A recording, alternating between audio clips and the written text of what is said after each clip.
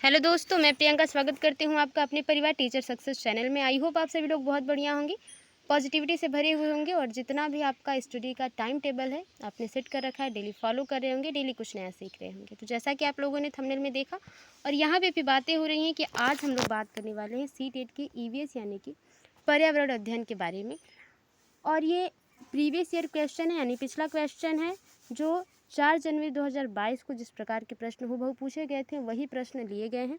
कम समय में ज़्यादा प्रश्न होंगे और व्याख्या जहाँ पे इम्पॉर्टेंट होगी, व्याख्यात्मक चीज़ें होंगी वहाँ पे व्याख्या की जाएगी। जैसा कि आप जानते हैं 15 नंबर तो आपका डायरेक्ट क्वेश्चन ऑब्जेक्टिव की तरह पूछा जाएगा और 15 क्वेश्चन आपके ईवीएस पेडागॉजी से संबंधित होंगे। तो वो जहाँ पे पेडागॉजी आएगा वहाँ पे व्याख्या करनी ही है। महत्वपूर्ण प्रश्नों की श्रृंखला है। क्यों? क्योंकि आप जानते हैं प्रैक्टिस सेट और प्रीवियस ईयर क्वेश्चन किसी भी एग्ज़ाम के लिए कितना महत्वपूर्ण है। ईवीएस में आपका 30 में से यानी कि आपको पता है कि सी-टेट यूपी-टेट में जितने भी सब्जेक्ट हैं सब में 30 प्रश्न पूछे जाते हैं। तो इन 30 प्रश्नों में आज आपका स्कोर कितना रहता है कमेंट बॉक्स में नोट डाउन जरूर करके बताएं और ये भी बताएं कि आपको वीडियो कितनी हेल्पफुल लगी है। अगर आप चैनल पर पहली बार हैं, पहली बार हमारी वीडियो से अवगत हो रहे हैं तो चैनल को सब्सक्राइब करें और बेल आइकन को भी प्रेस कर दें ताकि आने वाली अगली वीडियो आप तक पहले पहुंचे। चलिए आपकी सफलता की शुभ मनोकामनाओं के साथ शुरू करते हैं। क्या है प्रश्न, किस प्रकार के प्रश्न पूछे गए हैं, तो देखते हैं किस प्रकार का प्रश्न है। जैसा कि आप जानते हैं कि 2022 में जो भी एग्ज़ाम हुआ सी-टेट का, उसमें ईवीएस के जो प्रश्न हुए थोड़े से मॉडरेट मिले। यानी कि पहले पूछा जाता था इस प्रकार से प्रश्न कि उस राज्य का नृत्य क्या है, या इस तरह से प्रश्न पूछे जाते थे कि राष्ट्रीय उद्यानों से बहुत ज़्यादा प्रश्न पूछे जाते थे। लेकिन अब क्या है, अब क्या डिफरेंस है थोड़ा सा कि अब आपके मैप से संबंधित प्रश्न पूछे जा रहे हैं। राज्यों से तो प्रश्न पूछे ही जा रहे हैं, फिलहाल मैप से भी भौगोलिक क्षेत्रों से प्रश्न पूछे जा रहे हैं। तो शुरू करते हैं क्या है इन्हीं से संबंधित। ये भी जो 4 जनवरी 2022 में जो ईवीएस का एग्ज़ाम हुआ था उसमें अधिकतर चीज़ों वही देखने को मिली है। तो देखते हैं मगरमच्छ मुख्य रूप से शिकारियों द्वारा क्यों मारे जाते हैं, या क्या रीज़न है कि मगरमच्छ को शिकारी मारते हैं। सींगों के लिए, त्वचा के लिए, दांतों के लिए, खुशबू के लिए। सही ऑप्शन की बात कर ली जाए तो बात करी जाए कि क्या सही आंसर होगा पहले क्वेश्चन का, तो जो दूसरा ऑप्शन होगा वो सही हो जाएगा, त्वचा के लिए। क्यों? क्योंकि मगरमच्छ जो है उनके त्वचा से बहुत सी अनेक वस्तुएं बनाई जाती हैं, जैसे हैंड बैग हुआ, जूते हुए, पर्स हुए, फर्नीचर आदि चीज़ें उनके त्वचा से यानी कि मगरमच्छ के त्वचा से बनाए जाते हैं। और ये सरीसृप वर्ग में आते हैं, आपको पता है सरीसृप वर्ग में, क्योंकि ईवीएस में कुछ बायोलॉजी से यानी कि जूलॉजी से संबंधित भी प्रश्न पूछ लिया जाता है और अब के प्रश्न थोड़े से मॉडरेट हैं तो आपको पता है। और उम्र की बात कर ली जाए तो इनकी औसतन उम्र जो होती है वो 30 से 40 वर्ष होती है और यदि मगरमच्छ की बड़ी प्रजाति है तो वो 60 से 70 वर्ष भी जीवित रहते हैं। ठीक है, औसतन उम्र की बात कर ली जाए। और इसके लिए जो है मुकंदरा हिल राष्ट्रीय उद्यान भी का निर्माण किया गया है जो कि राजस्थान में है। और 17 जून को विश्व मगरमच्छ दिवस मनाया जाता है, ये सबको पता है क्योंकि दिवस अधिकतर सबको याद रहते हैं, क्योंकि यूपी-टेट में जो दिवस से क्वेश्चन पूछा जाता है क्या ही पूछा जाता है। फिलहाल सी-टेट में तो इससे जान बची रहती है दिवस से। आगे देखते हैं बोरा। चिपचिपे चावल की एक सामान्य किस्म है। यह मुख्य रूप से पाया जाता है, कहाँ पाया जाता है? असम, बिहार, उड़ीसा और तमिलनाडु में। तो बोरा क्या है? एक नाम है, चावल की किस्म है। जैसे हमारे यहाँ चावल की किस्में होती हैं अनेक प्रकार की, तो उसी तरह से बोरा नाम है चावल की एक किस्म का। और ये कहाँ पाई जाती है? तो ये जो पाई जाती है वो असम में पाई जाती है। ठीक है, आगे देखते हैं। सर्दियों में दादी अक्सर निम्नलिखित के घोल से त्वचा के रूखेपन को बचाने के लिए उपयोग करती थी। क्या करती हैं? गुलाब जल और आसूत जल, गुलाब जल, ग्लिसरीन और नींबू का रस। यही ऑप्शन सही हो जाएगा, जो आज भी कुछ लोग होंगे जो इनका यूज़ कर रहे होंगे, क्योंकि बहुत ही पुरानी चीज़ें हैं, ये रेमेडीज़ हैं और अभी भी यूज़ की जाती हैं। गुलाब जल, ग्लिसरीन और नींबू का रस, ये सर्दियों में त्वचा के रूखेपन को बचाने के लिए, यानी खासकर जो फटी एड़ियाँ होती थी उस टाइम में ज़्यादा लोग यूज़ करा करती थी। आगे देखते हैं अगला क्वेश्चन। एक छोटे से पेड़ या झाड़ी की शाखा से लटकने वाला घोंसला बनाने वाला पक्षी है, यानी कि ऐसा पक्षी जो पेड़ की डालों पर इस तरह से घोंसला बनाता है। ठीक है, ऐसे लटका हुआ, वो कौन सा पक्षी है? सूर्य पक्षी है, कौवा है, बारबेट है, भारतीय रॉबिन है। सही आंसर की बात कर ली जाए तो चौथा का जो सही आंसर हो जाएगा वो हो जाएगा पहला। एक छोटे से पेड़ पर जो झाड़ी की शाखा में लटकने वाला इस प्रकार से जो घोंसला होता है वो सूर्य पक्षी के द्वारा बनाया जाता है। और आपको पता है कौवा क्या है? कौवा जो है कोयल के बच्चों की परवरिश करता है और पेड़ के सबसे ऊंची डाली पे जो घोंसला बनता है वो कौवे का बनता है। आगे देखते हैं, ट्रेन टिकट पर PNR दर्शाता है। बहुत ट्रेन टिकट से संबंधित प्रश्न पूछे जाते हैं, ऑप्शंस चेंज कर दिए जाते हैं। यात्री संख्या रिकॉर्ड, यात्री का नाम रिकॉर्ड, व्यक्तिगत नाम रिकॉर्ड और व्यक्तिगत नंबर रिकॉर्ड। तो देखिए, अगर PNR की आप फुल फॉर्म की बात करेंगे तो पैसेंजर नेम रिकॉर्ड इसका फुल फॉर्म होता है, यानी कि नाम की बात आती है। जो सही आंसर हो जाएगा वो दूसरा ऑप्शन हो जाएगा। फिर लेकिन आयोग, यानी कि जो आयोग हैं जो हमारा सीटेट का एग्ज़ाम लेते हैं, उन्होंने पहले ऑप्शन को सही माना है। फिलहाल दूसरा ऑप्शन सही होना चाहिए। क्यों? क्योंकि इसके नाम से ही इसका जो है इसकी परिभाषा व्यक्त है। आगे देखते हैं, मलयालम में माँ की बड़ी बहन को कहा जाता है। हमारे यहाँ या तो मम्मी मौसी कहते हैं या और कोई साइन इंडिकेट करते हैं उनके लिए। कुछ लोग तो अपनी मौसी को मम्मी भी बोलते हैं, जैसे हम अपनी चाची को, आंटी को मम्मी बोलते हैं, उसी तरह। तो वलियम्मा, अमुम्मा, थम्मा या देद। तो सही आंसर की बात कर ली जाए छठवें का, तो छठवें का जो सही आंसर हो जाएगा वो हो जाएगा पहला, वलियम्मा बोला जाता है मम्मी की बड़ी बहन को। आगे देखते हैं, निम्नलिखित में से कौन सा एक स्थान केरल में है? ठीक है, स्थान देखिए किस भाषा से लिखा गया। निम्नलिखित में से कौन सा एक स्थान केरल में है? वलसाड, कोझिकोड, उडुपी, मालाखेड़ा। तो सही आंसर की बात कर ली जाए तो सातवें का जो सही आंसर हो जाएगा वो हो जाएगा आपका दूसरा, कोझिकोड, जिसको कालीकट के नाम से जाना जाता है। पहले इसका नाम क्या था? कालीकट। और ये मालाबार तट पर स्थित है, वो भी कहाँ की? केरल की। तो आप जानते हैं केरल, ये आपका जो है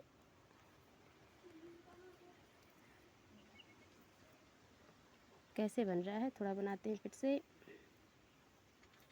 इस तरह से। तो मालाबार जो आपका तट है, वहाँ पे एक नाम है स्थान का जो है कोझिकोड, और ये मालाबार तट पे स्थित है केरल में। आगे चलते हैं, और जो है कोझिकोड एक प्रमुख बंदरगाह भी है। इसके अलावा आगे देखते हैं, क्योंकि देखिए कोई भी टॉपिक है तो उस पर अगर बात की जाए तो एक 10 मिनट की बातें एक क्वेश्चन पे की जा सकती हैं, अगर इस प्रकार के प्रश्न हो तो। फिलहाल आगे चलते हैं, गांव का नाम वहां उगने वाले कई खेजड़ी पेड़ों के कारण पड़ा। इस गांव के लोग पौधों और पेड़ों और जानवरों की बहुत देखभाल करते हैं। भारत में यह गांव है उत्तरांचल में, उत्तर प्रदेश में, राजस्थान में, महाराष्ट्र में। तो खेजड़ी वृक्ष कहाँ पाए जाते हैं ये आपको पता है। तो आठवें का जो सही आंसर है वो है आपका तीसरा, राजस्थान में। राजस्थान में खेजड़ी वृक्ष पाए जाते हैं, और ये जो है इसकी छाल से दवाएं बनाई जाती हैं पेड़ों से। इस तरह से अब जो प्रश्न पूछे जा रहे हैं वो देखिए, पक्षी, पशु, पेड़। पहले इस तरह से प्रश्न आते थे, लेकिन बहुत ये होता था कि एग्जैक्ट होते, जैसे उद्यान से संबंधित प्रश्न आ जाते थे, राष्ट्रीय उद्यान से। तो अब जो है थोड़ा सा मॉडरेट हुआ है। फिलहाल ये सिलेबस में पहले से दिया गया है। हाथियों के झुंड का मुखिया होता है, ये तो बहुत पहले, बहुत पुरानी है। सबसे छोटी मादा हाथी, सबसे उम्र दराज मादा हाथी, सबसे बड़ा नर हाथी, सबसे छोटा नर हाथी। सही आंसर की बात कर ली जाए तो हाथियों के जो झुंड का मुखिया होता है, जो झुंड चलते समय जो आगे हो और उनका मार्गदर्शन करे, वो सबसे उम्र दराज मादा हाथी होती है। और बात कर ली जाए कि हाथी के बारे में बहुत ज़्यादा प्रश्न पूछा जाता है, टॉपिक्स पूछी जाती हैं हमेशा। तो ऑप्शन अगर इनके बारे में थोड़ा सा जान लेते हैं, हाथी एक दिन में 100 किलोग्राम से ज़्यादा पत्तियाँ खा जाते हैं। ठीक है, 100 किलोग्राम से ज़्यादा पत्तियाँ खा जाती हैं। और बात कर ली जाए तो ये इनके जो बच्चे हैं वो 14 से 15 वर्ष की उम्र तक झुंड का साथ छोड़ देते हैं, यानी कि वो अलग हो जाते हैं अपने ग्रुप से, अपने समूह से। ठीक है, ये एक दिन में केवल 2 से 4 घंटे ही सोते हैं। तो ये कीचड़ में खेलना पसंद करते हैं। ये सारी चीज़ें हैं, आप नोट डाउन कर लीजिएगा। वैसे ये आपके सिलेबस में दिया हुआ है। अगर किसी भी बुक, नॉर्मल बुक से भी आप पढ़ते हैं तो आपने ये सब नोट किया होगा अपने नोटबुक में। मिट्टी के बर्तनों को मजबूत बनाया जाता है बेक करके, गलाने से, भूनने से, जलाने से। तो आपको पता है मिट्टी के जो कुल्हड़ हमारे यहाँ बनते हैं, आपने अगर देखा होगा, अगर आपने कुल्हड़ की चाय पी होगी लगभग, तो आप जानते होंगे कि जो मिट्टी के जो दिए होते हैं या कुल्हड़ होते हैं, वो जलाने से बहुत ही ज़्यादा आग जो होती है उसको इकट्ठा करके लोग उसमें बहुत सारे जो दिए हैं या मिट्टी के बर्तन डाल देते हैं। तो जलाने से चौथा ऑप्शन सही हो जाएगा। आगे देखते हैं, पौधे का वह भाग जो दांत दर्द के उपचार के लिए उपयोग किया जाता है। सौंफ, लौंग, मेथी, अफीम के बीज। तो आपको पता है जब भी दांत दर्द होता है तो लोग दांत में कहते हैं कि लौंग दबा लीजिए, ताकि वो राहत करेगा, ठंडा हो जाएगा मुंह, जिससे ये लगेगा कि दर्द कम है। दूसरा ऑप्शन बिल्कुल सही हो जाएगा। आगे देखते हैं, ये घरेलू उपचार हैं। आप जानते होंगे जब भी अगर आपके साथ कभी ऐसा हुआ होगा तो मम्मी लोग जो हैं वो ये नुस्खे शेयर करती हैं हमेशा। आगे देखते हैं, अगला क्वेश्चन देखते हैं कि गेहूं के आटे से चपाती बनाने का सही क्रम क्या है। ठीक है, चपाती बनाने का क्रम अगर आपने बनाया होगा भी तो आपको क्रम पता होगा। जैसे सभी ने ये काम किया है, चाहे गर्ल्स हो या बॉयज़ हो। आटे को गूंथ कर आटे की छोटी छोटी लोइयाँ बनाकर लोइयों को बेल कर और आग पर पकाकर, तो यही सबसे सही है। और भी देख लेते हैं फिलहाल। आटे की छोटी छोटी लोइयाँ बनाकर आटे को गूंथ कर लोई बना लीजिए, लोइयों को बेल कर और आग पर पकाकर आटे की छोटी छोटी लोई बनाइए, फिर गूँथिए। पहले गूँथेंगे तब लोई बनाएंगे ना, तो ये गलत हो गया। आटे की छोटी छोटी लोइयाँ बनाकर लोइयों को बेल कर, और उसमें गूँथना उतना नहीं है। आटा जब गूँथेगा तो लोई कहाँ से बनेगी। आटे को गूँथ कर लोई बना लीजिए, लोई बेल कर तैयार कर लीजिए, फिर छोटी छोटी लोइयाँ बना लीजिए। कितनी बार लोई बनाया जाएगा। पहला ऑप्शन ही सही हो जाएगा। आगे देखते हैं, नृत्य में मुख्य रूप से मुद्रा और भावनाएं प्रदर्शित करते हैं। नृत्य प्रदर्शन, भावनाएं, आत्मविश्वास, हाथ और चेहरे की गति। 13 के सही आंसर की अगर बात की जाए तो इसमें जो सही आंसर होगा सबसे, वो हो जाएगा दूसरा, कि भावनाओं को प्रदर्शित करते हैं।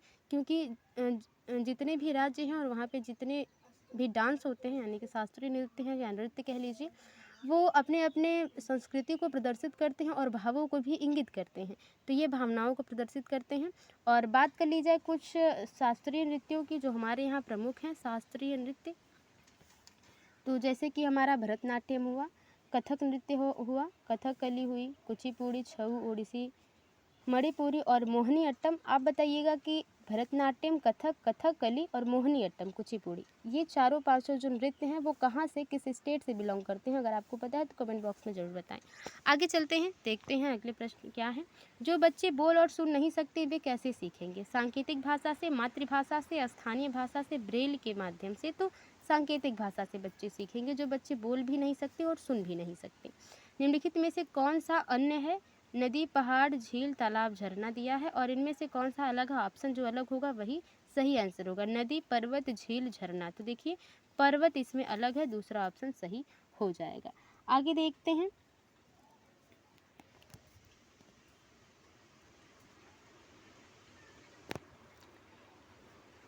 सभी जो हैं वो जल इकट्ठा करते हैं, जल से संबंधित है, लेकिन पर्वत यानी कि पहाड़ वो जल से संबंधित नहीं है, तो ये ऑप्शन सही हो जाएगा। अब देखिए 15 तो आपके ऑब्जेक्टिव डायरेक्ट क्वेश्चन थे। अब आपके पैडागोगी से संबंधित प्रश्न हैं, जहाँ पे बातें ज़्यादा व्याख्यात्मक होंगी वहाँ की जाएंगी, या जो आसानी से समझ में आ जाएगा उस पर तो आंसर देख लेंगे तुरंत हम लोग। देखते हैं, निम्नलिखित में से कौन प्राथमिक स्तर यानी क्लास 1 to 5 की बात हो रही है, प्राथमिक स्तर पर पर्यावरण अध्ययन की बाल केंद्रित प्रवृत्ति को इंगित करता है। यानी कि बच्चा जो है सक्रिय हो क्लास में, बाल केंद्रित। बच्चे को देखकर नियम, पाठ्य, शिक्षक को बदलना होगा। स्कूल्स भी बदल सकते हैं। ठीक है, बाल केंद्रित। देखते हैं ऑप्शन, स्कूल में विद्यार्थियों के जीवन को स्कूल के बाहर उनके जीवन से जोड़ा जाना चाहिए। ये बात सही है, जो भी उनको पढ़ाया जाए उनका जो इन्वायरमेंट है घर का, जो जिस वातावरण में रहकर वो आ चुके हैं उनसे संबंधित उदाहरण दिए जाएं, ताकि बच्चा जुड़ा हुआ हो अपनी संस्कृति से और चीज़ों को सीखे। रटने को प्रोत्साहित, रटने को, ठीक है, रटने को प्रोत्साहित नहीं करना है। ये रटना जहाँ काम होगा वहाँ पे वो ऑप्शन गलत हो जाएगा। सीखने के लिए किताबी शिक्षा से प्रस्थान करना, यानी कि जो किताबी शिक्षा है उनको, उनसे बाहर चीज़ों को पढ़ाया जाए, उनको समझाकर चीज़ों को पढ़ाया जाए। स्कूल भर और समुदाय के बीच स्पष्ट सीमाएं हों। 16 के सही आंसर की बात कर ली जाए तो जो तीसरा ऑप्शन है, यानी कि पहला, दूसरा, तीसरा इंगित करता है अध्ययन बाल केंद्रित से। रटने को तो बाल केंद्रित नहीं करता है इंगित, ये बात तो सही है। रटना प्रोत्साहित नहीं, रटने को प्रोत्साहित करना। तो सही आंसर हो जाएगा एक पहला हो जाएगा। सीखने के लिए किताबी शिक्षण से प्रस्थान, ये हो जाएगा। स्कूल भर में समुदाय के बीच स्पष्ट सीमाएं, तो स्पष्ट सीमाओं की अगर बात कर ली जाए तो ऑप्शंस के हिसाब से आपका जो सही आंसर होना चाहिए वो मेरे ख्याल से होना चाहिए पहला और तीसरा, जो सही होना चाहिए। ठीक है, आपकी क्या राय है इस प्रश्न में। अगर आपको लगता है कि नहीं अदर कोई प्रश्न होना चाहिए तो उसको व्याख्या करके कमेंट बॉक्स में बताएं कि क्यों होना चाहिए, तो मान लिया जाएगा कि वो प्रश्न उसका हो सकता है। आगे देखते हैं, निम्नलिखित में से कौन सा प्राथमिक स्तर पर पर्यावरण अध्ययन के उद्देश्य हो सकते हैं। ठीक है, पर्यावरण अध्ययन का उद्देश्य हो सकता है, ऑप्शन देखते हैं। विद्यार्थियों को अपने स्वयं के सीखने पर चिंतन करने के लिए प्रोत्साहित करना, सही बात है कि बच्चा खुद से तर्क करे, खुद से चीज़ों को सीखे, प्रोत्साहित करना उसके बारे में। नए ज्ञान को उत्पन्न करने के लिए स्थान, समय और स्वतंत्रता देकर विद्यार्थियों को आकर्षित करना, मतलब उन्हें पूरी छूट दी जाए कि बच्चा अपने से क्या सीखना चाहता है और किस प्रकार से सीखना चाहता है। सही है। आगे देखते हैं, विद्यार्थियों को सीखने में प्रतिभागियों के रूप में व्यवहार करना, ज्ञान के एक निश्चित निकाय के प्राप्तकर्ता के रूप में नहीं, यानी कि जो उनके प्रतिभागी हैं, प्रतिभागी यानी कि कंपटीशन की लगभग बातें हो जा रही हैं, जहाँ पे उनके सहपाठी हैं, क्लासमेट हैं, उनके साथ सीखना अच्छा व्यवहार करके। निर्धारित पाठ्यपुस्तक को सीखने के लिए संस्थानों का एकमात्र केवल, ये ऐसे नेगेटिव वर्ड है जो अगर आ जाए तो इसको आप नेगेटिव टैग वर्ड कहेंगे। अगर ये किसी भी वाक्य में आ जाते हैं तो वो ऑप्शन गलत हो जाएगा, तो ये ऑप्शन जो है चौथा गलत हो जाएगा। तो सही ऑप्शन है पहला, दूसरा और तीसरा, यही ऑप्शन सही होने वाले हैं। तो 17 का सही आंसर जो होगा वो हो जाएगा पहला, दूसरा और तीसरा। आगे देखते हैं, प्राथमिक स्तर पर पर्यावरण अध्ययन के संबंध में निम्नलिखित में से कौन सा कथन सत्य है? कौन सा कथन सत्य है? पर्यावरण अध्ययन एक विषय के रूप में विज्ञान, सामाजिक विज्ञान और पर्यावरण शिक्षा की अवधारणा और मुद्दों को एकीकृत करता है। ठीक है, ये देखते हैं। आगे देखते हैं, यह विषय कक्षा 1 और 2 में है और इससे संबंधित मुद्दों और चिंताओं को भाषा और गणित के माध्यम से दिया जाता है। ये बात सही है कि जो पर्यावरण से संबंधित प्रश्न हैं वो लगभग मैथ यानी कि जो उनकी गणित की और गणित की जो पुस्तकें हैं, भाषा और गणित की, उसमें ज़्यादा बताई जाती हैं। उदाहरण यहीं से देकर चीज़ों को सॉल्व करवाया जाता है। ईवीएस पाठ्य पुस्तकों में प्रयुक्त भाषा औपचारिक है, एकल विषय दृष्टिकोण पर आधारित है। यही ऑप्शन गलत है आपका। ठीक है, सत्य, वैसे सत्य पूछा है, 3 ऑप्शन गलत होंगे, एक ऑप्शन सही होगा। तो पहला ऑप्शन जो है वो आपका सही हो जाएगा। पर्यावरण अध्ययन एक विषय के रूप में विज्ञान, सामाजिक विज्ञान, पर्यावरण शिक्षा की अवधारणा और मुद्दों को एकीकृत करता है। ऐसा नहीं कि सिर्फ एकल दृष्टिकोण नहीं, सिर्फ एक विषय से संबंधित नहीं, इसमें विज्ञान, सामाजिक विज्ञान और पर्यावरण शिक्षा तीनों का कॉम्बिनेशन है। आगे देखते हैं, ईवीएस की कक्षा में निम्नलिखित में से किस एक को कम किया जाना चाहिए? स्वतंत्र संवाद नहीं, बच्चा जो है वो भाषा की क्लास हुई या ईवीएस का क्लास हुआ, उसमें जो है बच्चा वाद विवाद करेगा, संवाद करेगा तो चीज़ें सही होंगी, ये बात सही है, तो ये कम तो नहीं करना चाहिए। चित्र पठन, ये चित्र के माध्यम से बच्चे चीज़ों को सीख पाते हैं। कथा हो सकता है लेकिन विवरण को कम करना चाहिए। बहुत ज़्यादा व्याख्यात्मक प्राथमिक स्तर पर व्याख्या नहीं हमें देनी चाहिए, तो चौथा ऑप्शन सही हो जाएगा। आगे देखते हैं, 20वां क्वेश्चन है कि प्राथमिक स्तर पर ईवीएस सीखने के लिए वास्तविक चुनौती है। वास्तविक चुनौती क्या है देखते हैं। परिभाषाएं और जानकारी, मतलब परिभाषाओं को याद करना और जानकारी लेना वास्तविक चुनौती है। रट कर सीखना, अवधारणाओं और का विवरण, विद्यार्थियों के लिए खुद को व्यक्त करने का अवसर, यानी कि वास्तविक चुनौती ये है कि बच्चा किस प्रकार से चीज़ों को अपने आप से व्यक्त कर सकता है, किस प्रकार से अगर हम कोई टॉपिक दें तो बच्चा खुद से तर्क कर उस पर अपना तथ्य रख सकता है। तो यही चौथा ऑप्शन बिल्कुल सही है। पढ़ाने के लिए सभी लोग पढ़ाते हैं, सारे टीचर पढ़ाते हैं, शिक्षक पढ़ाते हैं, बच्चे पढ़ते हैं, लेकिन सबसे ज़्यादा मुश्किल ये हो जाता है कि हम किसी विषय को इस प्रकार से पढ़ाएं कि बच्चा खुद की भाषा में आपको समझा दे जो भी टॉपिक हो। तो ये चौथा ऑप्शन सही हो जाएगा। प्राथमिक स्तर के, कहाँ गया प्रश्न, कहाँ गया,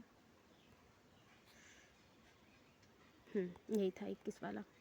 प्राथमिक स्तर के पाठ्यक्रम में निम्नलिखित में से किस थीम में उपथीम शामिल है? परिवार और दोस्त, जल, कार्य और खेल, भोजन। तो देखिए उप थीम की बात हुई है, तो 21 के सही आंसर की अगर बात कर ली जाए तो जो इसका सही आंसर हो जाएगा वो हो जाएगा पहला, परिवार और दोस्त। ये क्या है?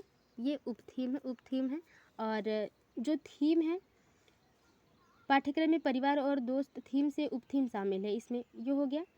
और इसके 4 उप थीम है, जैसे कि आपसी संबंध, काम और खेल, जानवर, पौधे, ये जो है उप थीम है। और जो थीम है उस बहुत ज़्यादा पूछी जाती है थीम, तो थीम है यानी कि परिवार और मित्र, जो थीम की बात हुई है ये उप थीम में भी शामिल है। भोजन पानी, आवास, यात्रा, हम चीज़ें कैसे करते हैं, कैसे सीखते हैं, ये चीज़ें। ठीक है, मैंने बता दिया थीम और उप थीम आपने लिख लिया होगा। अगर मैंने फास्ट बोला हो तो आप वीडियो पॉज करके चीज़ों को लिख सकते हैं, या अगर आपने नोट पढ़ा है कहीं तो आपको लिखने की आवश्यकता नहीं है मेरे हिसाब से। बस आप प्रैक्टिस करिए और याद करने की कोशिश करिए कि चीज़ों को किस प्रकार से पढ़ा जाए या सीखा जाए कि चीज़ें बहुत ज़्यादा समय तक याद रहें। ईवीएस में अन्य प्रामाणिक एवं सार्थक शिक्षण दिया जाता है। ईवीएस में प्रामाणिक और सार्थक शिक्षण दिया जाता है।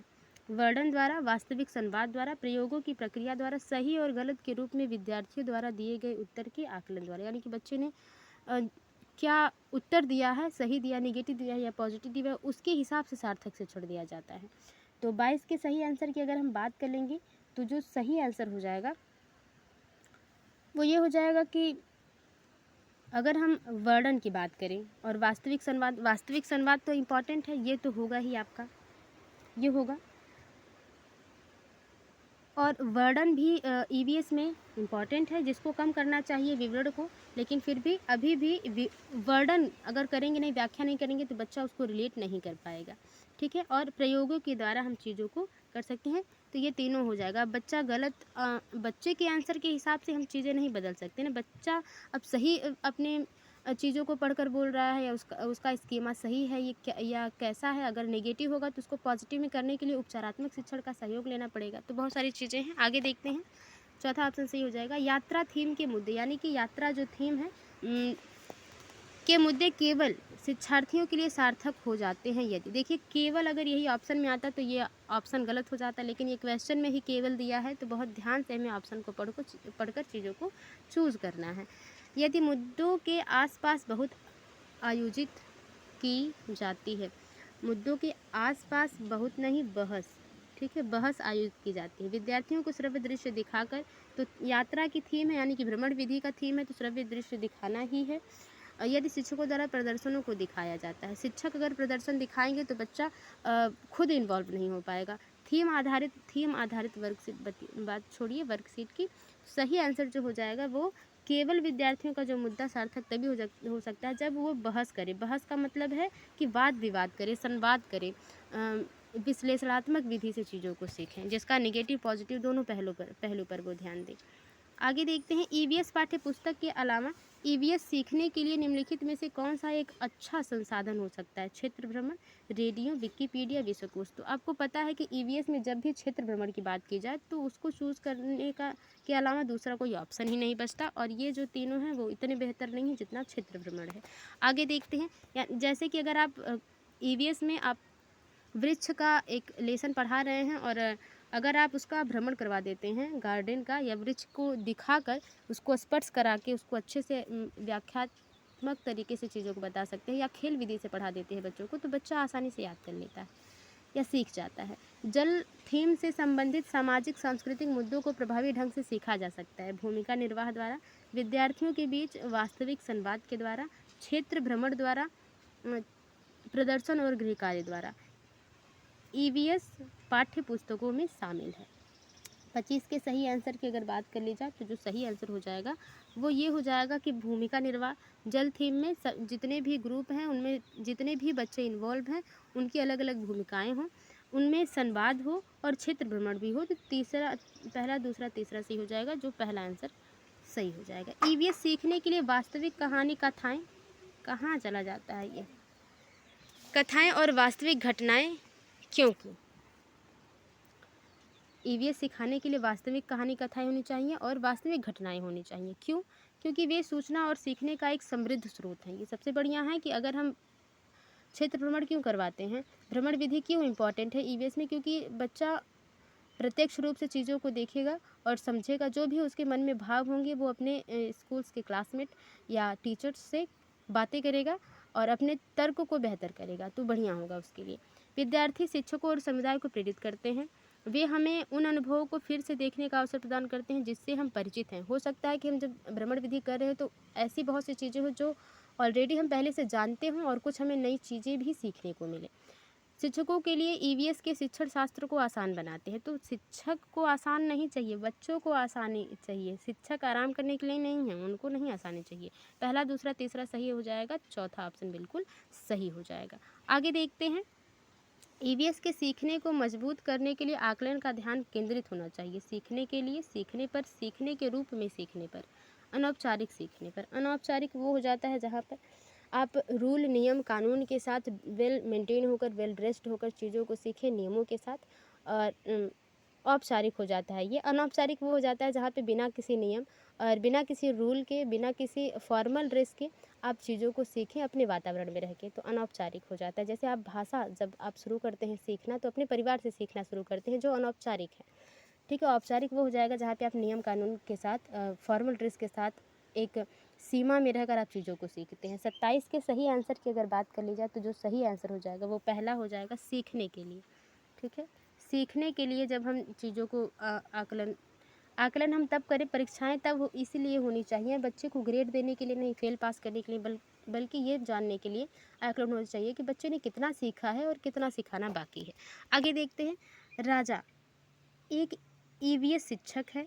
ठीक है, ईवीएस शिक्षक एक आकलन उपकरण का उपयोग करते हैं। ये कि बच्चों ने कितना सीखा, एक प्रकार का उपकरण है, उससे जानना है, जो विद्यार्थियों के काम के लिखित में से मौखिक से दृश्य तक सभी घटकों में उपस्थित मानदंड को स्पष्ट रूप से इंगित करता है। शिक्षक उपयोग कर रहा है रूब्रिक्स, चेकलिस्ट, उपाख्यानात्मक रिकॉर्ड, अवलोकन पत्र। तो रूब्रिक्स ही है ये आपने पढ़ा होगा।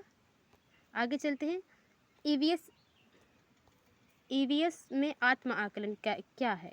आत्म आकलन यानी कि खुद का खुद से आकलन, कि आप जैसे अब सेल्फ स्टडी करने का बेहतर तरीका अदर क्लासों के लिए ज़्यादा इम्पोर्टेंट क्यों हो जाता है? क्योंकि आप खुद ये पता लगा पाते हैं कि कल से आज हमारा बेहतर तैयारी हुई है, या प्रैक्टिस सेट हमारा वहीं तक रहा, या प्रैक्टिस करने का कोई फ़ायदा नहीं है, या बहुत सारा फ़ायदा हुआ। तो ये सारी चीज़ें, तो सीखने के लिए आकलन है, सीखने के बारे में सीखना है। उपलब्धि और सीखने के परिणाम के निर्णय के बारे में सीखना है, मतलब कि जो भी आपने सीखा है, पढ़ा है, उसका निर्णय जब मिले उसके बारे में आपने सीखा है, या सीखने का आकलन। तो 29 के सही आंसर की बात कर ली जाए, तो जो पहला ऑप्शन है, यानी कि पहला, दूसरा और तीसरा, वही ऑप्शन सही हो जाएगा। सीखने के लिए आकलन है, सही बात है। सीखने के बारे में सीखना है, हम कुछ सीख रहे हैं, वही तो हम कुछ सीख रहे हैं। उपलब्धि और सीखने के परिणाम में निर्णय के बारे में सीखना है, तो पहला, दूसरा, तीसरा सही हो जाएगा। आज का लास्ट क्वेश्चन देखते हैं। एबीएस नहीं ईबीएस है का सीखना आधारित है सरल से जटिल के सिद्धांत पर, जटिल से सरल के सिद्धांत पर, वैश्विक से स्थानिक। देखिए सारा उल्टा दिया है। सबसे सही जो दिया है सरल से जटिल की तरफ, पहले हम चीज़ों को बेसिक पढ़ाएं, फिर अपर लेवल तक ले जाएं। तो वही चीज़ें हैं जैसा कि हम आप सभी लोग करते हैं कि सबसे पहले अगर आपको बच्चों को सिखाना है हिंदी पढ़ाना, तो सबसे पहले आप वर्णमाला से ही शुरू करेंगे। ऐसा नहीं कि आप सीधे जो है मात्राओं का ज्ञान देंगे या 2 अक्षर 3 अक्षर वाले शब्द पढ़ाएंगे। तो ये थे ईवीएस की टॉप 30 प्रश्न। आई होप आपको समझ में आए होंगे, और वीडियो थोड़ी सी भी हेल्पफुल लगी हो, वीडियो को लाइक करें, शेयर करें, कमेंट बॉक्स में बताएं आपका स्कोर कितना रहा, और चैनल को सब्सक्राइब जरूर कर लें। मिलते हैं आपसे अगली वीडियो में, तब तक के लिए bye bye and take care. Be positive, be motivated. धन्यवाद।